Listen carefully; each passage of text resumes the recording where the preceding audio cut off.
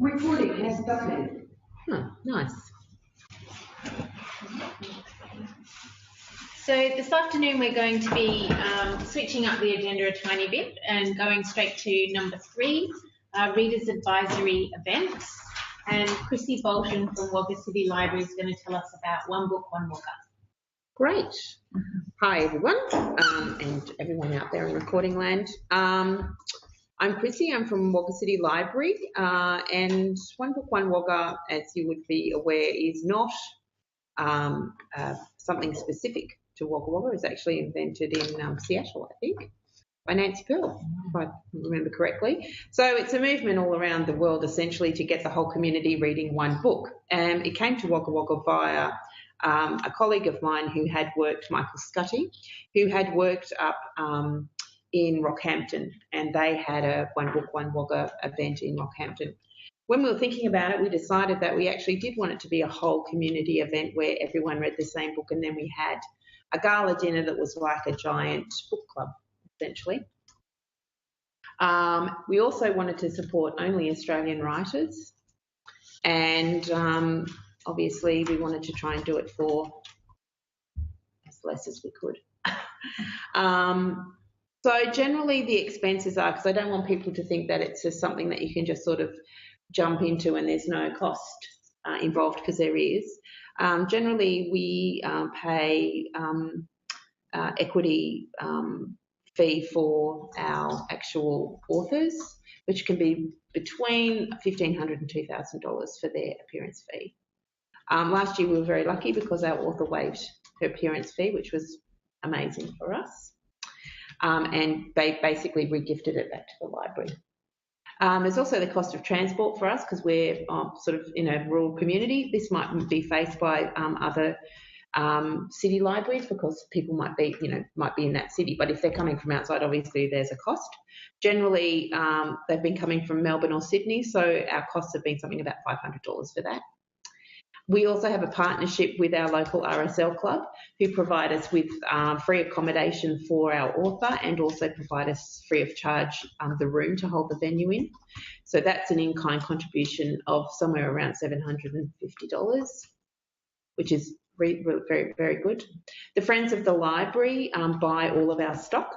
So we had 70 books last year, 20 of which we put into circulation with the RRL book club, and 50 stayed on our shelves at the library for people to borrow. The RRL also purchased 30 books last year, so we had 5 tubs available for Wagga Book Club people to borrow and read that book, and as well as I said, the 50 on the shelf. So basically, is that all of the, and FOTL, the Friends of Our Library, buy all of our books. So that's another big defray of cost, because that would be, overwhelmingly expensive. The other expense is the food.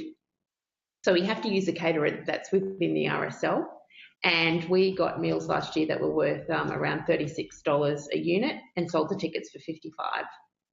So within that, there's a small margin, and that would help us ordinarily cover the cost of the author and the airfare. So basically it's cost neutral. The whole event is cost neutral. And we might have to otherwise employ a wonderful interviewer, except Amy Heaps, our regional programs coordinator, and does a wonderful job for us for free, which is great.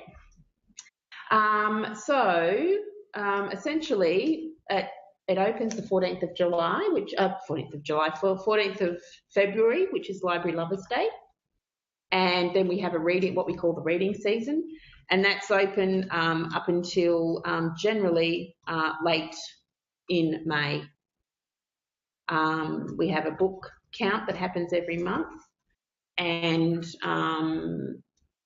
we've been running for 4 years. It's been growing steadily across that time. So we started off with, the first year we did it, we had 95 people came to the gala dinner, and last year in the 4th year, 160 people came.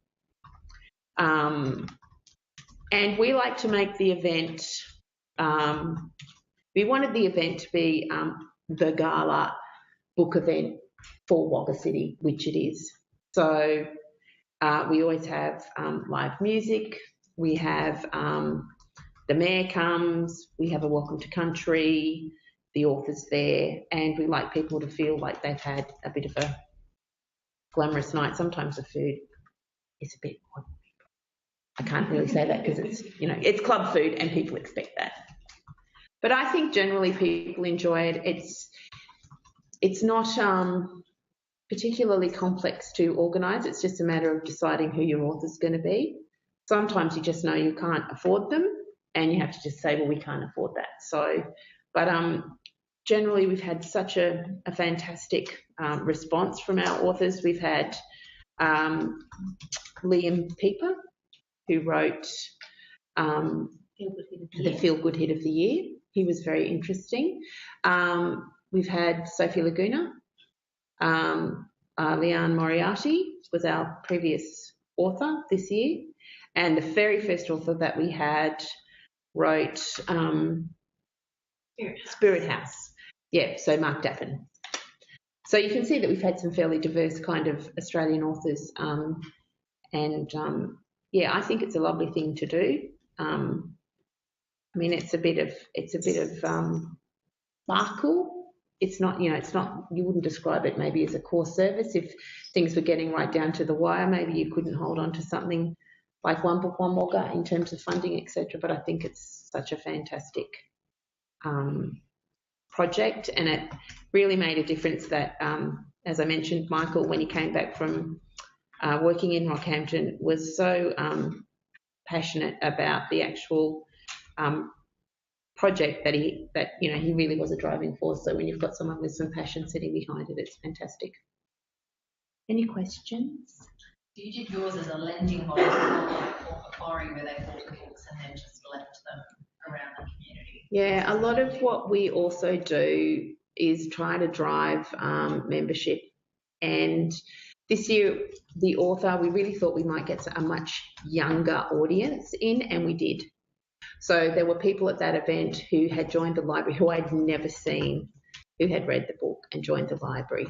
So I think in everything that we do, core business needs to be, because unfortunately one of the sort of rather raw measuring tools that we have is membership, right? So any way that you can get people to join the library and basically, lift your membership numbers, I think it's a good thing. I don't know how, I wasn't here for that small part of it, but I don't know how they'd measure who's reading what.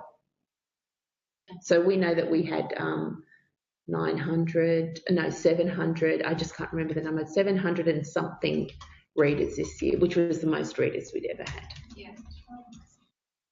So, that's awesome. Yeah. And I like how you relate it back to membership, drive membership. We had a pop-up library, and I just really had trouble arguing against it, because anything that you do within the community that builds literacy is a good thing. But we couldn't possibly keep statistics on it, or how effective it was, and how did I justify that I didn't want to send my staff out of the building and spend time. You can actually do measures on pop-up libraries, it's just often people choose not to. Yeah, we tried by how many books we were replacing it, but we found it just became a dumping ground of someone's old and nasty books, and I just couldn't. Are you meaning pop-up library, or are you meaning a little free library? There's a little free library. Okay, that's a different matter. Yeah. But pop-ups you can keep stats Yes. on, particularly if you can join people up at that point, you can get them at loading ebooks, that kind of thing. Yeah, no, sorry, not a pop-up library, but we call it pop-up as a free library. Just could not convince management that I want to bring the staff back and working on projects that we can show measurable benefits. So I love that that's why you went the lending way. Yeah. Rather than disseminating the books out to the community, which is beautiful as well. But how do you report upon that and demonstrate that it was effective? Yeah, and I do think that there's been a lot of people saying to us, oh, you need to do more of it, but then it wouldn't be a gala event. So, and apart from that, we probably, if we had to do more of it, I don't think it's within the possibility. Like, we don't have enough staff to sort of continually have authors, and then it stops being special. So it's like long weekends. You have one every weekend, it's not exciting anymore. Yeah, and we got really amazing feedback this year. So, it was excellent. Chrissy, I'd like to say my book group, we came over from Kunda and we stayed the night at a motel and we had a fantastic night. We will come again next year. It was great. Thanks. Yeah, it was I'll really pass well that on. organised. I actually thought the food was pretty good. The wine was even better. Probably a bit noisy. When do you usually host the gala dinner? Late in May. So this year it was the 19th of May. And when would you get the books out? The Library Lovers Day is the day that they go out. February the 14th, yeah. Okay, not long time. Yeah, So sort of, So within that time, each book went out at least 10 times. Then. that's amazing. yeah, some books were working. We also had electronic books as well. So we had books that people were available to download as well. So we had quite we also had it on audio. So we had 3 audio books available through the library service as well as our 50 books. And we also had audio available for download and digital ebooks, didn't we? And you changed the loan period to 2 weeks from 4, so that's they a were good a idea, high rotation Yep. item. You'd need to, yeah. Yeah. So what's the planning time frame for it? I know we're only in early June. It's only 2 weeks since it's finished. When do you start planning for the next year? Yeah, so we would be looking at what authors we'd be going for at the moment and making inquiries about if they are available. About now, we have one officer who's essentially in charge of it, so that's Michael, and it's he sort of drives the bus around on that, and we just jump on and off as required. So we've got people that do publicity and all sorts of other things. Oh, that's another thing that I'll mention. We did have an external provider sell the tickets for us. So we didn't have to do any of the ticketing. The ticketing was done by a professional service. So the tickets got sold, and then we got the difference of the sale of the ticket between the cost of the meal plus, which was only a small bit in the end, but it doesn't matter. So who did you use for that? The ticketing? Our ticketing was done by the commercial club who's associated with the RSL. So that was, That'd be a huge help getting them to do tickets. the first year we ticketed it ourselves and we thought we were going to lose our minds. And then the next 3 years we didn't. They did our tickets and it was excellent. That's very hard. Like, you know, right around free. Or charge. Decided it was easier to do the printed tickets, come in, hand your money over, get a piece of paper and in return. Yeah. But it's a big job. We've just gone to Eventbrite but apart from that we use the Civic Theatre to do our ticketing if we've got any, apart from One Book, One Wagga, because that's part of our agreement that we have around the sponsorship with the RSL. They say, we want you to use our ticketing service. I mean, it's a small amount of money that they make, but nonetheless, it's fine. But we've just done sold tickets to the Sydney Writers Festival live stream, and the Civic Theatre sold those tickets for us. So it's all you have to do is factor in what the cost of the ticket to sell is, and it's about an Eventbrite price anyway. And if it's within council, they just journal the money straight across to you, so it's kind of an easy process. Yeah. And how do you choose authors and books, given that you're trying to do it for the whole community? Yeah, initially when we were looking at, we sort of wanted a name, and Christy Diffie was working for us then, so she sort of thought of Mark Dappen. And we were looking at, is it Bondi, the book he wrote about the crime that happened and then we discovered he was having a new book. So then we went, oh, it's got to be a book that's coming out. And that kind of developed organically. We didn't have any rules then. We said, well, that's what we want. And we went after Liam Pieper because we thought we would get a younger crowd. But because it was non-fiction, that was particularly tricky, even though he ended up being award winner and it was a great book. We didn't get a lot of, the community read of it wasn't bad. We made the mistake of holding the gala dinner on the long weekend, so we won't do that ever again. And we didn't get a particularly good reaction to him. People were really quite angry. They didn't want a redemption story, so that was interesting. Sophie Laguna was great, and we had already engaged her before she won the Miles Franklin Award. So that was amazing when she won, because then it was like, yes, we can pick really good people.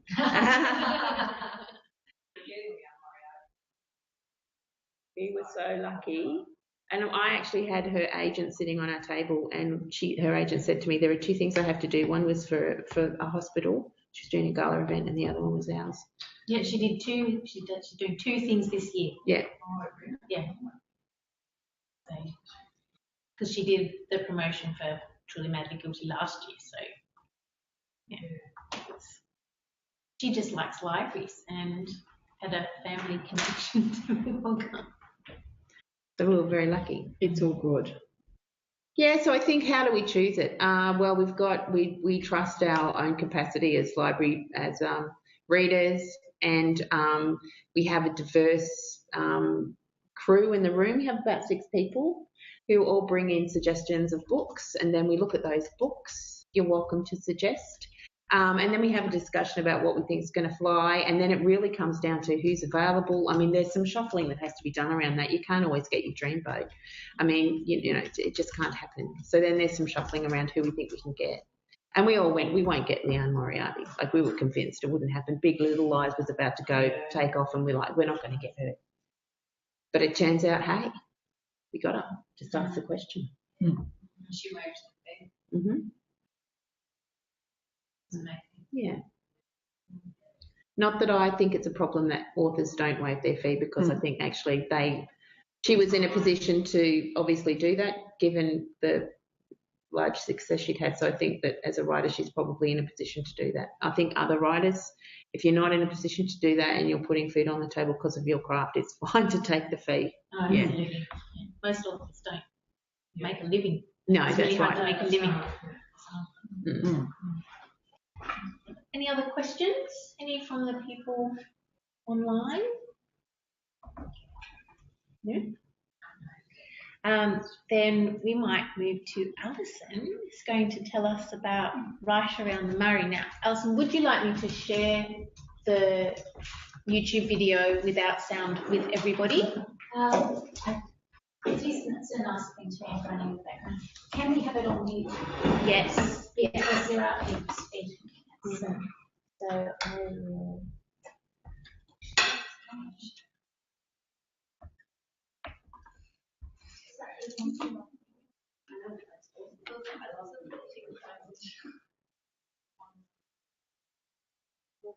Once it does that, I can't reach underneath.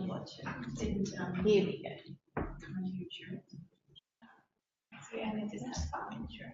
Oops, now I've gone forward.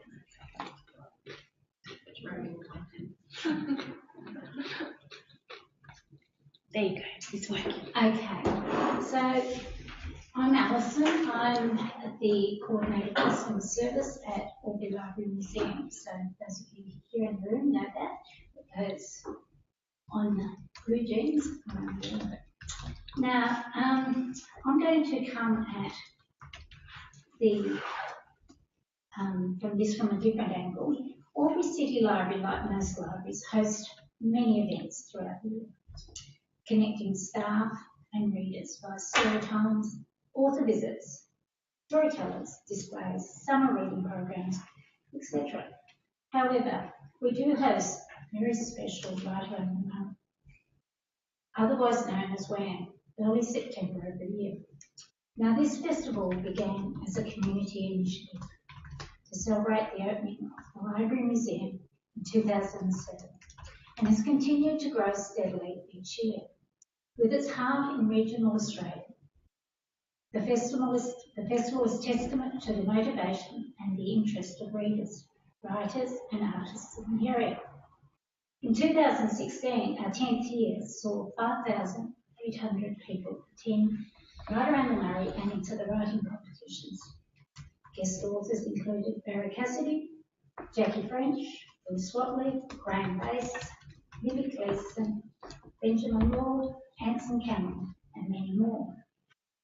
We laughed, we cried, we danced at stereo stories. We clicked and clapped and even whooped at WAM Poetry Slam. Now, planning for 2017 WAM is well underway, with confirmation of programs and authors in final stages. The theme for 2017 festival is Shadows, and we'll see the likes of Angela Pippos, Angela New, Barry Cassidy and Friends, Stereo Stories again, David Aspel, Michael Sala, Dan Katz, and many more. And once again, the WAM Slam. The story writing competitions have now opened, and many established and emerging writers are toiling away on their entries as we speak. Now, this festival has many purposes, but our target audience are local authors and illustrators, regional readers of fiction and non-fiction, library, museum and Lavington Library visitors, regional school students and teachers, the general community, including special interest groups, gardeners, environmentalists, local historians, etc. We also like to include young people, aged, Indigenous, or from our multicultural communities, emerging writers within and outside the region, all with the aim to connect readers, writers, poets, and illustrators. Now, after that, we then come to the aim of the event. We like to provide the arts-based annual festival in Albury that celebrates writing, reading, illustrating, and storytelling. Provides skill development opportunities to generate and promote and encourage local writers in storytelling and illustrators. To provide programs for the Albury City Libraries, that's Lavington and the Library Museum, and to develop new audiences for these venues. So this is where we come to readers in a different way. We like to provide innovative opportunities for invoking and telling the community stories and memories. You've all seen the flags that came out, that was getting our community involved. And to develop and grow audiences for the festival as a part of our regional cultural tourism strategy. So all these come to the making of Right Around the Murray. Now, a festival program with our format, WAM has grown substantially from year one of operation, where we held 20 events over a 10-day period, to now approximately 60 events over a 5-day period. Now, this consists of 30 public programs and 30 schools programs. The current mix of events has been constant over the past 5 years. We have a 3-day K-12 schools program, a literary lunch, festival dinner, celebrity woodfire oven day, writing and illustration workshops, including young adult and adult writing workshops for River of Stories, book launches, book discussions and author interviews, including a book for the festival each year, panel discussions on public interest topics such as the future of news and newsmaking, topics for emerging writers such as the road to publishing a book. We also have Indigenous storytelling sessions, writing competitions and poetry evenings. Now, a range of cultural development and public art projects that link to the community's storytelling theme of the festival. Now, there's a couple of words I'd probably like to share that has been written by one of my colleagues who actually is the coordinator of Right Around the Murray. One of the things how she summarises the festival is WAM reflects a high value placed on reading, writing, storytelling and community, as well as the increasing vital roles played by our libraries, both with the demise of local bookshops and as a centre of our community. So put all those together, that's the main reason for having the festival. But it's gone from strength to strength and really is a wonderful time. So with that, I finish with, as we look forward to our 11th Right Around the Murray, and although we know we'll all be sleep deprived and totally exhausted coming into WAM, it really is the most exhilarating and fun event to be a part of. So if you ever get the opportunity to join us, please do. So your events ticketed?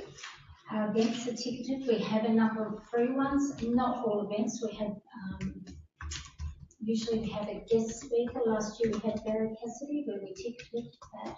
We had 300 people arrived for that, which is good. People were still coming in without tickets, because we're turning people away, so either. And in terms of funding, I'm looking at that and thinking if you're paying everyone, that's tricky. We do, it does So- come with a budget, yes, it's about 110,000 approximately. And is that supplied by council or? A lot of it's supplied, most of it's supplied by council. It's split. We do get grants, small grants. Mhm. It's split.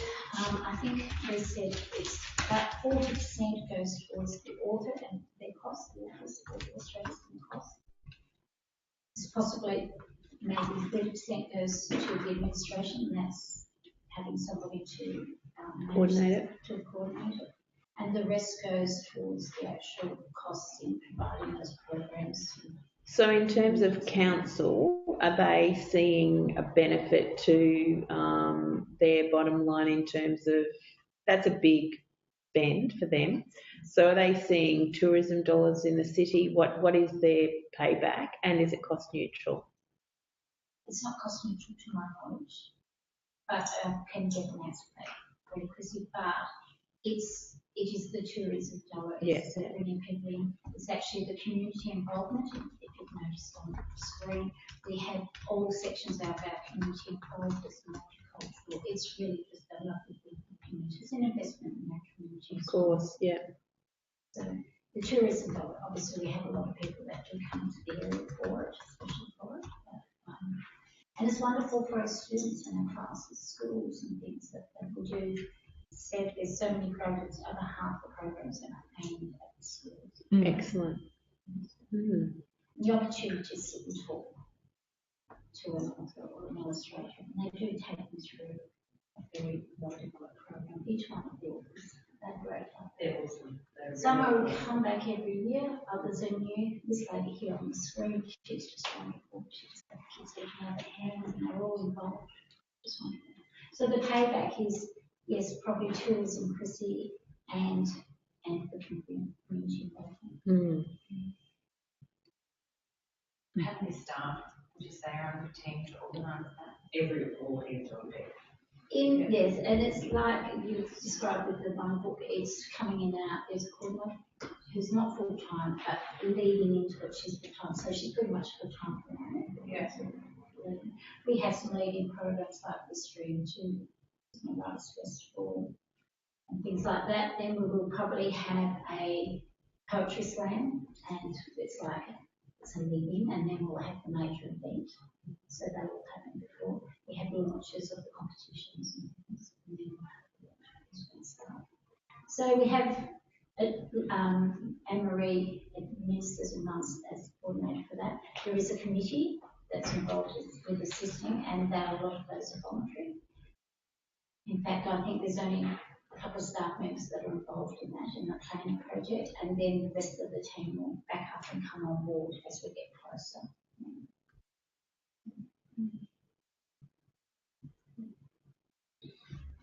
A lot of that. Overwhelmingly awesome. It's good. Yeah. It's lovely, and it's just wonderful to think that we're in our 11th year and it's getting better. Mind you, the 60 groups really has been quite established for quite some time, so they've obviously worked. I've only been there 6 years. They've obviously worked out what works. You know, that at this point in time, that's been running at 60 programs, and that's the best we can do. Otherwise, you're overstretched, don't have the facility to have more groups and things. And so it's awesome. Do any of the people on Blue Jeans have any questions?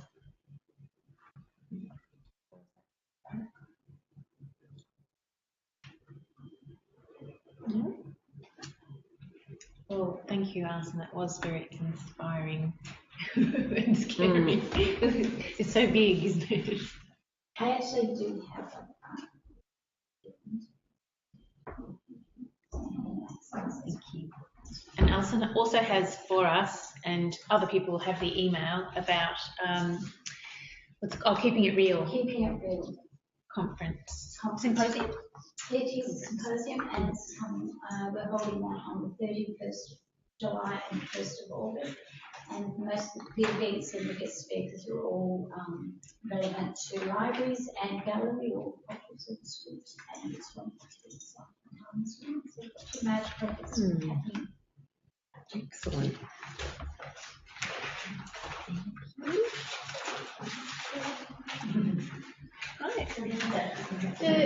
Any of the Blue Dance people have a readers advisory event they want to talk And the about? first of August. Day two is usually more workshops and things, and the Okay. Probably not. Do we want to go back? I think we already talked about how we're looking for how you can use the Read Play themes in your library. Should we look at the resources for all? Yes. Update on horror. Are we going to go down the literary mocktails pathway? Oh, yes, I have them. Good. Do you want me to do this and give this to you for the RA for horror, and I will sort out the mocktails? Do you want to? I can come over. I can. Okay, yep. Excuse me for a minute. And I've got to take a photograph of them too for Andrea. Okay, now some of you would have heard Becky Stratford earlier. I'm just going to. Wow. That's what I wanted. I wanted the link. See you. Do you No, that wasn't. back in the edge?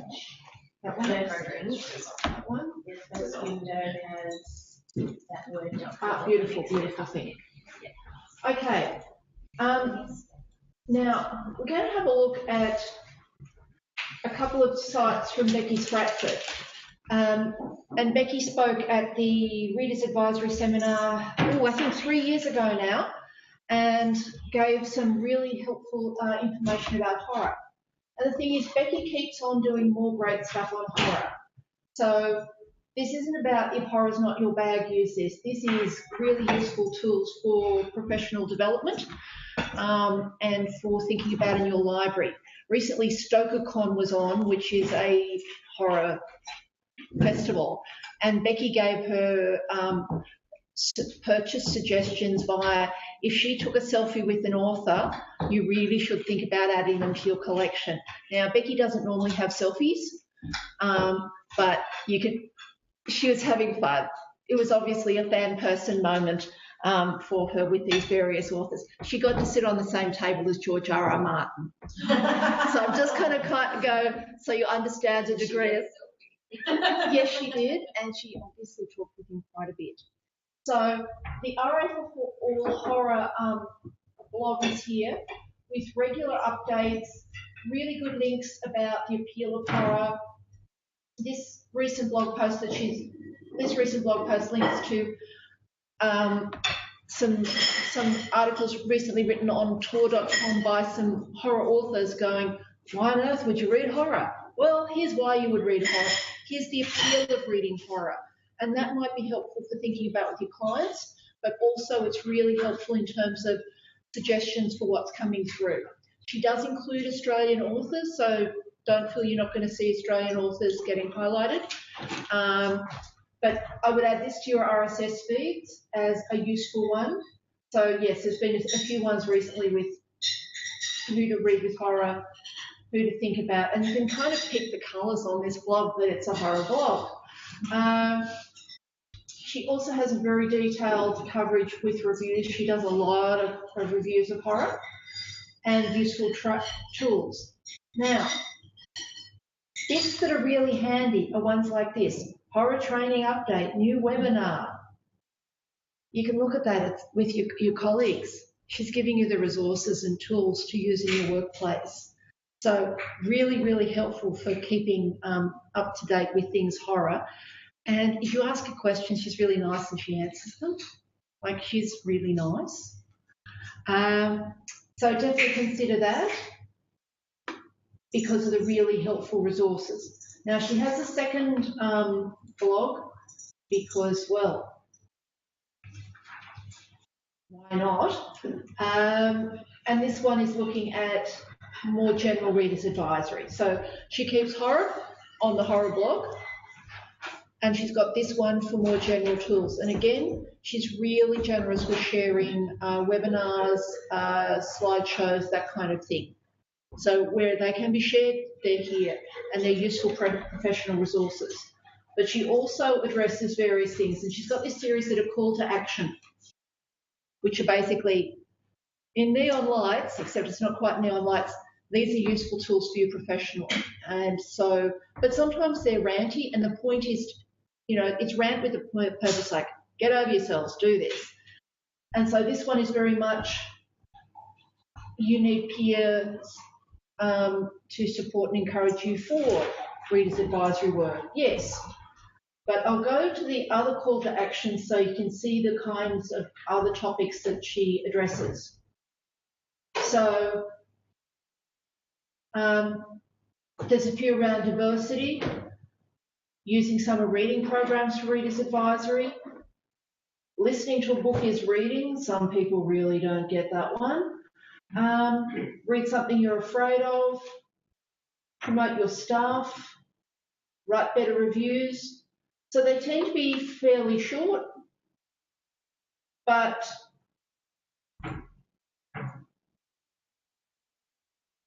useful with some helpful links. So these ones tend to be every couple of weeks, so you won't be overwhelmed, and really you don't have to read them all. That's the point of, I love RSS feeds, but I don't read everything on them. Some days I just go and delete everything, and it's really joyful. But they're definitely a good series to watch out for, these call to actions, because they're very targeted. This is a problem area for some libraries. Here are the issues, here are things to think about. Now, she doesn't think she's got all the answers, but she's got some really helpful practical suggestions. Because until recently she worked as a reader's advisory librarian in a large Chicago public library. She now works as a library consultant for reader's advisory across the US. So she really knows her stuff and is a good practical person. So definitely have a look. So she brings things together, useful links to stuff other people are doing as well. But she does link to, see, this is one of my favourite blog posts ever, Becky's 10 Rules of Basic RA. I know, I'm a Becky groupie, I admit it, because she's super practical. So this is, never apologise for your reading tastes. And you shouldn't make your client feel like they have to either. Suggest, don't recommend, based on what we discussed earlier. Everyone reads a different version of the same book. Now, I've also got the theory there are different versions of the book out there. More likely films, like I saw the bad version of Titanic, everyone else saw the good version of Titanic. It's okay, I saw the bad version of Titanic. I get that other people loved it. Now, thinking about, this is how you talk about books. What adjectives describe the book? What you can find. Read widely, or speed read widely. Don't have to read everything, but having a bit of a skim so you get the point of titles with language doorways, award winners that have got that, but you also get a feel for some horror, romance, etc. Share what you read with staff and patrons. It's book talk, it's practice, it's professional development, provided you're viewing it as a book talk. And how can I, describe this in a way?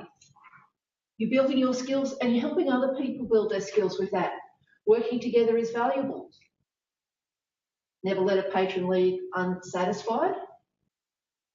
Online stuff and a practice.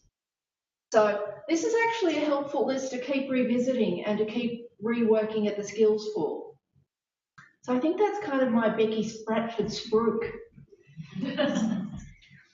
Now, I think this bit isn't going to be nearly as much fun for those online, is it? Oh, no, maybe we turn them off. Just letting you know, we're going to experiment with the Great Expectation literary mocktail that was information that Andrea sent around recently. But it kind of doesn't translate to online. So probably now's the time to say it's been lovely seeing you and thank you for coming along. Oh, sorry, can you put those on the table over there just so I can take Oh, a yes, photograph you of need to Andrea? Oh, yes, I've got, just let me get the grape expectation. Sorry, I come with entourage. This really is for Andrea at work. I promise to. So thanks, everyone. Bye.